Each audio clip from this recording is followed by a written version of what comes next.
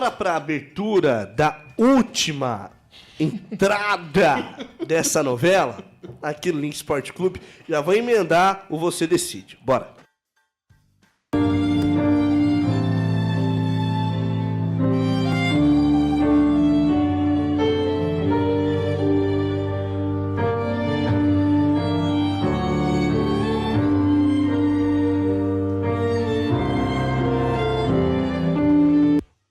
É, o último capítulo e sem reprise, tá, gente? Porque ninguém aguenta mais. O último capítulo dessa novela que terminou terrível para o Palmeiras. Eu quero dar... Já tem o Você Decide? Tem o Você Decide. Bola pra parcial do Você Decide. Porque eu quero ouvir a torcida. Eu quero ouvir o que o torcedor palmeirense está pensando na nossa enquete. Nessa não vinda do Andréas Pereira, quem é o maior culpado? Pergunta tá pra você aí. Andréas Pereira, o próprio, Anderson Barros ou Leila Pereira? Na tela para você a parcial. Leila Pereira com 75% dos votos, 22% para o Andrés e 4% para o Anderson Barros. Eu acho que vocês entenderam muito bem a enquete. Quero ouvir o nosso querido Carta na Rede sobre esse combo de início de ano do Palmeiras. Te preocupa, não te preocupa? Era pra ter chego, não era pra ter chego o Andréas Pereira? O Andréas Pereira resolveria muitas dessas questões que nós já levantamos aqui em relação à produtividade e ao futebol mais vistoso do Palmeiras no começo do ano, o Carta? Ah, cara, era pra ter chego, né? Sem sombra de dúvidas, ia ajudar muito o time do Palmeiras. Uma contratação que a gente estava até esperando. E um dos problemas também, né, da não vinda do Andréas é que a gente estava de olho no Vila Sante. O Palmeiras acabou deixando o Vila Sante de lado para investir toda a carga em cima do Andréas Pereira. E agora, né, o jogador deu a negativa, o Palmeiras vai ter que voltar ao mercado. E a minha preocupação é quem o Palmeiras vai procurar, porque vai vir naqueles jogadores de 40 milhões, aquela coisa que a gente está acostumado, que foi a média de Tabata, Tuesta, todos esses caras. Mas o Andréas Pereira hoje foi, assim, pela demora, eu já imaginava que poderia dar ruim, pela demora. A partir do momento que o Fulham ele diz, vai lá, fecha com o jogador, era uma negociação que era para bater o martelo ali em um dia. Até porque o que se falava muito era que o Andrés já tinha aceitado a proposta do Palmeiras e queria vir para o Brasil. E de repente muda toda a história, toda a rota da negociação, né? Então é lamentável e agora a gente vai ter que correr atrás de outro jogador no mercado, até porque o meio-campo do Palmeiras, sem o Richard Rios, cai muito. O Richard Rios é um cara que erra muito, olha só.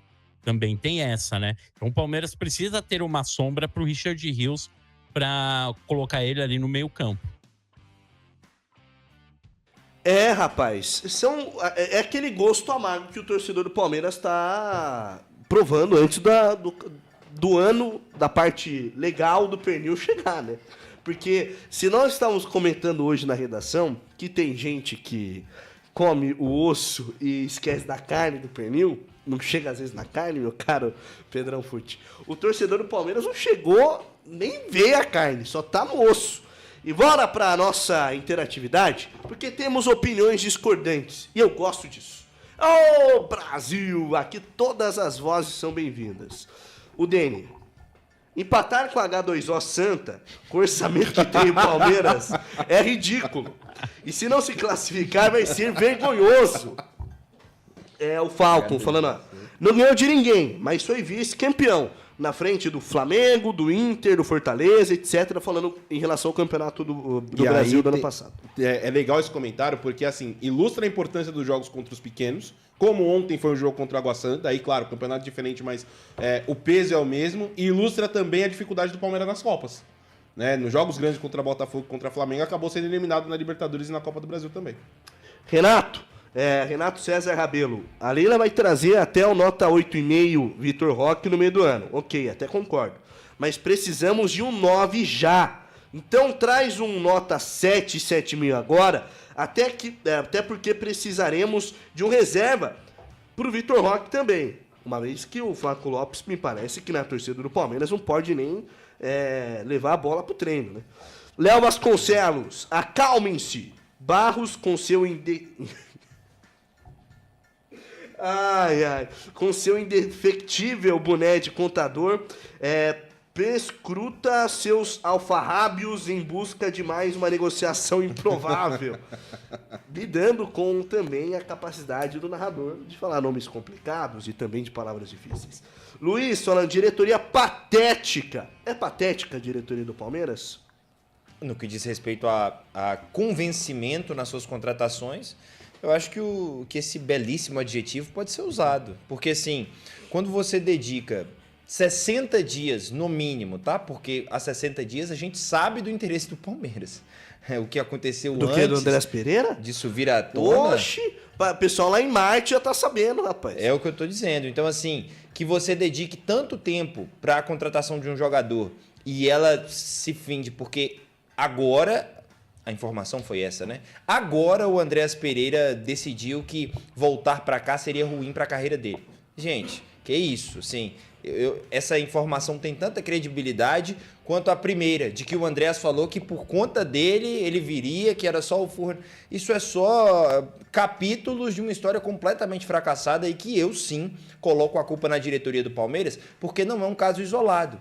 Foi assim com o Claudinho também. Se nós estivéssemos aqui falando de algo isolado, tudo certo. Aconteceu a mesma coisa com o Claudinho, só que de uma forma mais rápida. Como o Claudinho ele interessava a outros clubes, o outro clube se posicionou melhor, falou assim, não, eu pago o salário que você está pedindo, então vem. Entendeu? O Andrés Pereira, ele, assim, dizer que ele fez o Palmeiras de bobo, para mim é errado. O Palmeiras se fez de bobo, porque a cada dia que se passava nessa negociação, a gente tinha indícios de que estava mais próxima de um desfecho negativo, não de um positivo. A cada dia que passava. O próprio Palmeiras deixou isso para lá, como se... Não, gente, já passou. Aí na semana passada, não, olha, agora vai. E você vai criando também, jogando contra você, porque você ilude a torcida, ilude a imprensa, ilude todo mundo e termina dessa forma vexatória. No fim das contas, o Palmeiras só deixou de investir no próprio time, porque perdeu tempo com o Andrés Pereira, quando podia estar preocupado com outras contratações. E repito, com todo o carinho ao Andrés Pereira. O Andrés Pereira não merecia tanto tempo do Palmeiras. Assim, colocando em perspectiva, meu caro Rodrigo Serafim, o Palmeiras bem levantou carta, né?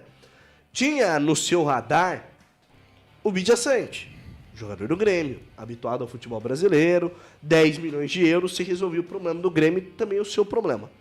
O Palmeiras abriu mão dessa negociação no meio do caminho porque viu no Andrés Pereira a possibilidade de contar com um jogador que realmente tem um outro nível. Trocou um pássaro na mão por dois voando, a Sociedade Esportiva Palmeiras. Eu ia falar trocou cavalo por burro, mas não chegou a trocar nenhum por outro, né? Pois é, assim, eu acho que eram negociações diferentes, de jogadores diferentes para posições e funções diferentes. O Palmeiras, no que eu vejo, se sente satisfeito na posição de segundo homem de meio de campo, que é uma que, se fosse eu, o diretor do Palmeiras, eu pensaria em trazer mais uma peça para qualificar mais o setor e também dar mais profundidade de elenco, mas o Palmeiras sente que resolveu esse problema com o Emiliano Martínez, e aí talvez fosse 3 opções para uma vaga, quase cair da cadeira.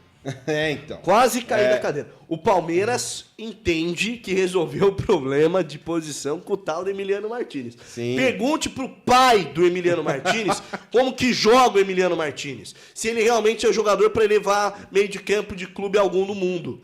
Tava jogando na Dinamarca, né? No Midland. E, só se fale outra coisa aqui. Fui na esquina, o pessoal falou, você viu o dinamarcão ontem? Quem que é o líder do campeonato dinamarquês? Grande jogo entre Brondby e por aí vai. Mas vamos lá. E aí, eu até concordo com você, Enio, porque das 3 opções, para mim, o Emiliano Martínez seria a menos usável, né? Que, pelo que eu vejo, para a mesma posição ali, para a briga de segundo homem de meio de campo. O Vinícius Souza, do Sheffield United, da Championship, que é um bom jogador, que, na minha opinião, seria um cara para elevar muito do ritmo do meio de campo do Palmeiras. E o Vilia Sante do Grêmio. E o Vilia Sante tem um ponto positivo duplo, que ele tá acostumado com o Gustavo Gomes, por exemplo, é jogador companheiro dele na seleção do Paraguai, e tá acostumado com o futebol brasileiro. Então é um cara que ofereceria esse papel de ocupação de espaços, de intensidade, de ganhar muitos duelos no meio de campo, que é uma peça fundamental para o esquema do Palmeiras, o esquema do Abel funcionar. O Abel precisa muito desse controle de meio imprensando o adversário no campo de defesa, e para isso o Villa Sante faz um bom papel. O Villa Sante também se projeta muito bem para finalizar de dentro da área, para finalizar na entrada da área. É um cara que é muito inteligente e está acostumado com o futebol brasileiro. Não ia ter problema de adaptação, como foi em outros casos o Felipe Anderson. Ano passado veio como grande contratação para o segundo semestre do Palmeiras. Até agora tem gente que fala que está precisando ainda se adaptar, não entrou ainda no ritmo, na rotação do Palmeiras, não teria esse problema. E aí eu acho que o Palmeiras foi pelo caminho mais fácil, né, no que tange a negociação e contratação no Emiliano Martinez, mas de forma errônea, na minha opinião. Eu tentaria o Villa Sante e o Vinícius Souza. Eu tentaria trazer os dois jogadores. Isso falando da posição de segundo volante.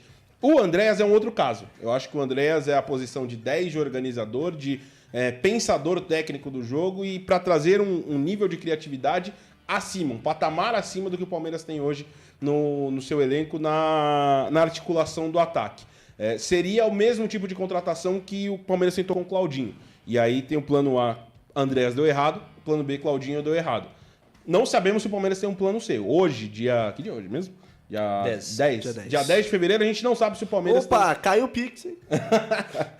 A gente não sabe se o Palmeiras tem um plano C para essa posição ou se vai ficar por isso mesmo, né? Mas a sensação que dá é que para negociar com o próximo alvo, já vai ser uma posição bem desfavorável, logo de cara, assim. O Palmeiras vai mandar o e-mail lá: ô, clube, tudo bem? Tá, eu vi que o fulano, camisa 10 do seu time aí, é um bom jogador, a gente queria negociar, queria saber qual que é a condição. Aí o clube vai olhar, vai abrir lá a página não sei, vai abrir o r7.com, e aí ele vai ver Palmeiras, camisa... O Andréas Pereira foram atrás, eita... O Andrés não quis ir. Eita, o Claudinho também não quis ir, preferiu o time do Catar. Vamos tentar pedir um pouquinho mais, já que o Palmeiras está precisando desse cara. Olha a posição que você já vai entrar numa negociação, né? Então, e se não trouxer o 10 também, aí vai ter que se virar o ano inteiro com o Rafael Veiga e com o Maurício, que tá fazendo função de falso 9 e função de jogador aberto pelo lado.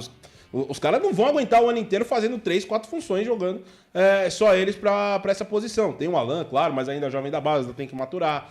Então, assim, é uma posição difícil do Palmeiras nesse momento.